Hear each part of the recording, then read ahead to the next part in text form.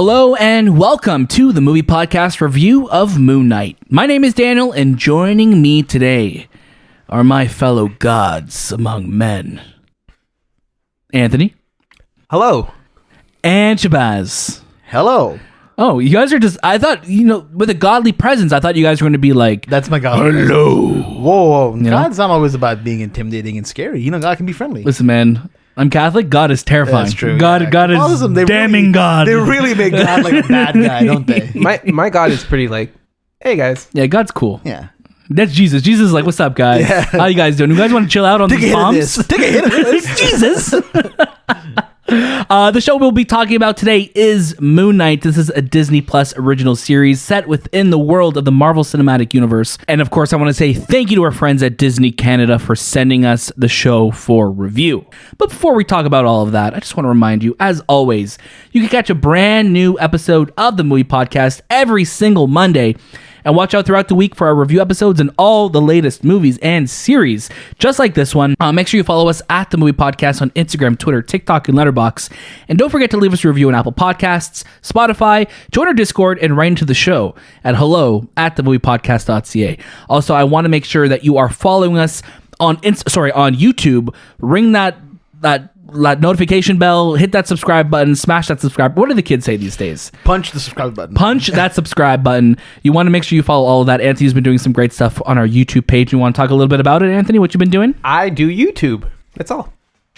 Wow, that's great. Thank you so much, Anthony, for that. That was that. If you're listening to us, that means this is March 29th, so we are about a day away from the release of Moon Knight. We're going to talk all about it. But I just want to remind you, of course, like I said, you could follow us wherever you're listening to us, Instagram, Twitter, TikTok, Letterboxd. Also, we have some great reviews out right now on the Movie Podcast feed. So if you're brand new to the show, and you want to look at some of the other work we've done, you could catch our reviews out for The Batman, Turning Red, The Atom Project, Deep Water. Our review for Everything Everywhere All at Once should also be out. So you can listen to so many great reviews and interviews. We'll have our interview with the creators and directors of Moon Knight on the Movie Podcast feed right now too, so you can listen to that. This show stars Oscar Isaac, Ethan Hawke, and May Calamawy, and it's going to be releasing on March 30th on Disney Plus. This is a 6-episode series, and the head writer of the show is Jeremy Slater. Anthony, I'm going to get you to start us off with a synopsis. Yeah. When Stephen Grant, a mild-mannered gift shop employee, becomes plagued with the blackouts and memories of another life, he discovers he has dissociative identity disorder and shares a body with mercenary Marc Spector. As Stephen/Mark's enemies converge upon them, they must navigate their complex identities while thrust into a deadly mystery among the powerful gods of Egypt. Not even the Magi can save you now. So Moon Knight's been a show that we've been looking forward to for a while. I don't think it was a character that we really expect to see within the Marvel live action world Or so soon. anytime soon. And here we are. And not only that, is we're having a huge star play him, Oscar Isaac. Yeah. Shay, I'm going to get you to start us off with your first reactions. And also, I would love to know if you have any background with this character, or what your expectations were going into the show. Spoiler free, of course. Yeah, I didn't know too much about Moon Knight, just kind of what you guys would tell me, and I was looking forward to it. I think Oscar Isaac is just one of the best out there right now. He's phenomenal. Having a globe-trotting show as well as it was advertised seemed really interesting, and even having Ethan Hawke, who is a acting dynamite, really, be in a show like this. I was very curious to see where Marvel would take this. Hearing that Kevin Feige was also saying this is a more darker show, like we really push the boundaries here, I was excited. So to my dismay, after we were done watching the episodes we watched, I just felt very bored. I felt very disconnected. I didn't feel like there was much of a story to tell here. It felt like they were really trying to push a 2-hour film and expanding into so many episodes. And it didn't feel also like they globe-trotted too much. It kind of just felt like 2 or 3 locations, really. Like London and then Egypt. And then also, I think at one point they were in Switzerland or something, right, or yes. wherever that was. And it was just kind of okay. And I think for me, the reason why is I didn't enjoy the character of Stephen too much that Oscar Isaac plays. One of his personalities. But anytime he hopped into Marc Spector, loved it, and it's because there's this weight that he kind of carried that really made everything engaging. Whereas the character Steven, I think is good for like an episode 1 kind of character, in the sense that, you know, he's kind of like bumbling and confused, and he's kind of questioning everything, and you know, as the audience, that's our navigator. That's our surrogate into this world, right? for Like, sure. that's how we feel right now. But then once we kind of get into it, we see Moon Knight, boom, we should move on from that. And I think that's kind of where the show really just kind of had me stuck, because the episodes we watched, I just never felt engaged. I think the actress who plays Calamawy? May Calamawy, she's phenomenal. I think she's bringing in an emotional depth to this character, and there could be more involved here, but there's not much happening in this show that really made me go, wow, this is an amazing piece of television I'm watching. It doesn't feel like a Marvel show. And other than the Marvel, like, this is a Marvel character, it just doesn't Right. feel like the grand, spectacular Marvel right, universe. and I agree, and I also want to make it clear, I don't want the show to be references to the MCU. I don't want the show to even have any connection to it, which it doesn't. So I'm not looking for that, but I also wanted to stand on its own. And I feel like there's elements where it tries to do that, and it sometimes is landing, but overall the pacing and the way the story is kind of being stretched out, I'm not feeling it yet. There's, you know, it's interesting. There's a lot of moments in the show where we're seeing, again, this is like we said at the top of the show, this is going to be our spoiler-free review. We've seen the first 4 episodes of the show. There's a lot of moments in the show where it really starts to ramp up, and we're like, okay, here we go. This is where we're going to start to see something cool. And then, you know, Mark or Steven will have like an episode, and he kind of don't do it. He checks out, and then it kind of jump cuts to after the fact, Right. which is cool. But I think the show maybe relies on that too much, where you want to see that action. Now, I will say, before I kick it over to Anthony, the show is definitely on a roller coaster of pace, in the sense of there's some really cool high moments and some really lower moments. And like Shay mentioned, there's not a lot of connection to the larger MCU, which again, we're not looking for. But I think what we do look for is like that consistency of, let's tell an engaging story, where when we look at all of the episodes of the shows we got last year, one of the biggest things we said was like, damn, this could have been more episodes. Where we've seen the first 4 episodes of Moon Knight, and I feel like this could have probably been condensed maybe into 4 episodes. Or again, we don't know where this show is going to go from here. I think where the show ends in episode 4 had me really interested, and I was literally sitting like on the edge of my seat, like, okay, this is where this show is going to start to live now, and I'm really curious to see where it goes from there. But like with like you, Shane, I think with you, Anthony, I think we were just kind of more watching and waiting than enjoying as much. Not that it's terrible, it's not, but it's just like that thing of like, we're waiting now. It's like just building and building and building. We're waiting for something. Something I will add as well too is that I love the look of the costumes, even as like with Steven and Mark's costumes, like they look just so cool, especially with the traditional kind of Moonlight look with the hood. I love the way that looks. I love his weapons. I love the way he fights. I just want more of it. I think we need more of it, and that's what we're waiting for. For me, I'm just like Shay. I just couldn't get into the storyline. It's not engaging. I was watching it, and I'm like, they're just saying a lot of things, but it's not clicking in my head, and I don't know why. Usually with a Marvel story, like, you find some similarities between what you've read and the character, but like they really, the writers and the creators, they went a different path where they really focused on the Steven's character with Mark's character. And I really dislike Steven's character. I really don't like that part of his personality. I think it would have been better if they actually included more than the 2. Maybe more 3. personalities to split between. Sure. Just because Steven's character is very like, he's a vegan. He's no violence, and don't do this, don't do that, be nice type of person.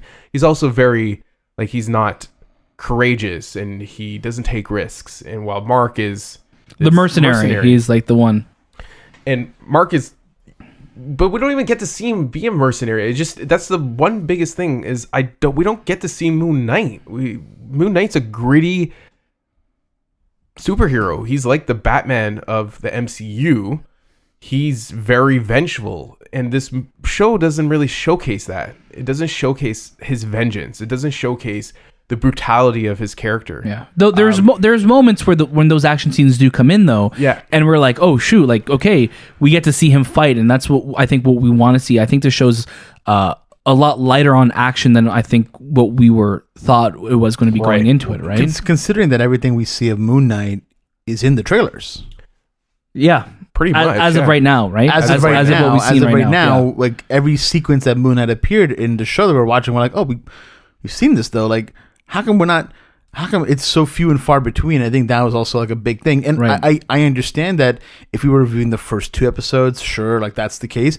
But we're only 2 episodes left in the series. Mm-hmm. And it doesn't feel like it's really pulling us in anywhere. And what I love about the show, luckily, is that at least Oscar Isaac is still phenomenal. At least he's so much fun to watch. Tortured performance. But again, he'd be more engaging to watch if it was Marc Spector or another personality, because Steven is what I feel like takes me out of the show so much, because there's only so much uncertainty I can have of a character, whereas if I'm trying to get the show now, I want the show to be locked in and in understanding what it's trying to do.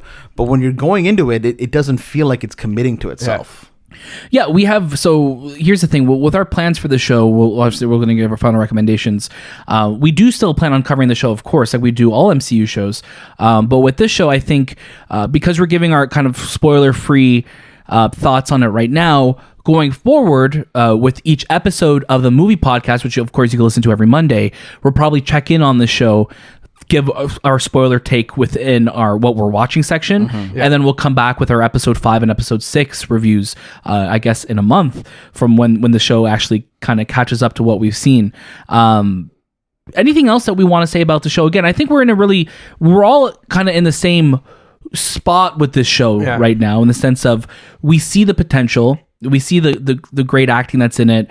I really like the settings, but I think what we're all kind of collectively saying in one way or the other is that I think there's just a lot more potential that we could hopefully get out of the show in the next few episodes. They really heavily use CG, but not in the best way. Like I wish they shot a lot of these things in the locations that they were supposed to be in, rather than using CG as a replacement. Like there's a sequence on the boat where it's like CG, and certain parts of episode 1 CG is like. Episode 1 is a complete episode too. It's like it's done. It's locked in. Yeah, that's like some Halo looking CG. Yeah, there was some rough CG. Yeah, there was some moments for sure.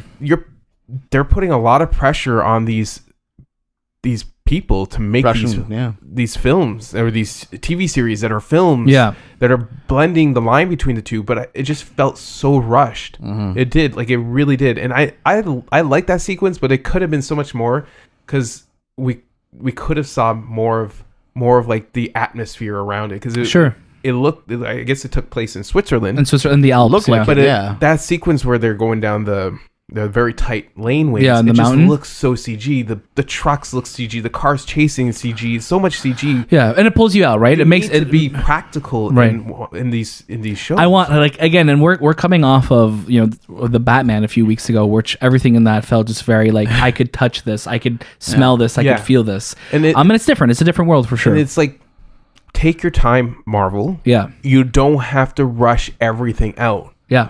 And they had lots of time to make this, but it just felt. But it's also, I guess, when they shot it, it was COVID conditions, and it's like again, and it's not an excuse. It's just more. Right. I'm thinking of practicality wise. Are they looking at this as something as we could do it with now, or we could shoot this now, or we could shoot later, and it all comes down to money at the end of the day, right? Do you think the budget on this film or on this series is more or less than the budget of the Batman? It's more, I think. Of this whole series? Yeah. I don't know. Like, I honestly, I couldn't tell you. Batman had the same. I'm not comparing the Batman, and I'm saying, I know we kept saying the Batman's budget is 100 million, but I think it would actually ended up being more. I think it was about 150, 180 million from what I was reading afterwards. Okay. But even then, even if it's the same budget, 2 very different products, right? Right. Yeah. And I don't want to compare. I'm not comparing it to the Batman, but I'm comparing it to the time they were shot at. They were both shot during COVID. Of what they were shot in. Yeah, and they all had the same. And you could see where when you take your time, you get really good content. When you don't take your time, or when you try to rush something to a platform like this, you're gonna get something that looks like Moon Knight, and Moon Knight deserves better. Personally, that's how That's 100% fair. That's 100% fair, and I think it's accurate, right? Let's get to our final recommendations of the show. And Shay, I'm going to get you to start us off. Yeah, I know we're kind of the outliers here. I know that we've been seeing praise for the show, and hey, we're not saying it's a bad show or anything. And our I guess our opinions aren't the be all end all either. No, right? No, they are. They are. They are. No, I'm just kidding. No one else's opinions but ours matters. No, and you know what? At the end of the day, like, I hope everyone goes into this watching it with just an open mindset of like, there is a possibility that Marvel can make not great things, and it happens. Like this is an example of it where it's not required viewing, but I'd say add it to your queue, because why not? You may end up loving it, but it's not like, oh my god, I have to watch this right away for the next Marvel thing that happens. Because so far as of right now, the first 4 episodes, it hasn't given me anything that said I'm going to go back and rewatch the show. Anthony, how about yourself? Yeah, it's going to be added to the queue for me. I think at this point you've invested so much time in the Marvel universe, it makes sense to watch this character, but don't expect it to be the spectacular that you think it's going to be, like a Shang-Chi or Eternals. This is very unique storytelling. It's not the most energetic. At times it can be really boring, and I think the audience and a lot of people are going to agree. I know a lot of people, a lot of critics before, their first reactions were like, "This is great." And I'm thinking, man, like, did we watch the same show? Because I watched it twice. And I thought, okay, maybe I'll give this a second chance. Maybe I missed something. Maybe I was just in a mood. But that second time didn't hit me as much as other shows have in this DC universe. Sorry, the MCU universe. But yeah, add it to the queue, and hopefully, this is, again, it's unique because this is a new character that's being brought into the Marvel universe. As a show. Right. And I felt like he would have been better off in a movie and then a show. Right. And which is so interesting because, something that we normally kind of say sometimes, like, oh, this would have worked better as a series, or maybe Moon Knight would have worked better as a movie first. For myself, yeah, like I think we've been saying throughout all of this, what's great about this show, what I really like about the show is that it's continuing to push the MCU into different places, different genres, different categories that we haven't seen it before. I think Ethan Hawke and Oscar Isaac especially are giving great performances, as they should, because they're world-class actors. But definitely be prepared for a slower paced show. Be prepared for something that's a lot more of a character study on Moon Knight, or I guess on Marc Spector and Steven, than something that focuses a lot more on action, which I think we've come accustomed to with the MCU. I really hope the show does pick up, but like Shay and Anthony, I'm going to say add this to your queue. If you've invested a lot of time to the MCU, like I'm sure all of you listening to this episode have, you're gonna watch the first episode, and if it's something that you're interested in, yeah, continue with it. But I think you'll get a lot more of the show if you maybe just let the episodes kind of build up and then watch it all at once. And if episode 4 is any indication of where this show goes, I'm 100% there for episode 5 and 6 to see where this goes, because I'm really I got really excited about the show when it got to that final episode. So we'll see where it goes from here. Thank you so much for listening to the Movie Podcast review of Moon Knight. I just want to say thank you to our friends at Disney again for inviting us to watch the show for review. As always, you can catch a brand new episode of the Movie Podcast every single Monday. And watch out throughout the week for our review episodes on all the latest movies and series. Be sure to follow us at the Movie Podcast on Instagram, Twitter, TikTok, and Letterboxd. Don't forget to leave us a review on Apple Podcasts, Spotify, join our Discord, follow us on YouTube, and write into the show at hello@TheMoviePodcast.ca. Check out our show notes for all of those links and more. That was this time with the Movie Podcast, and we'll see you next.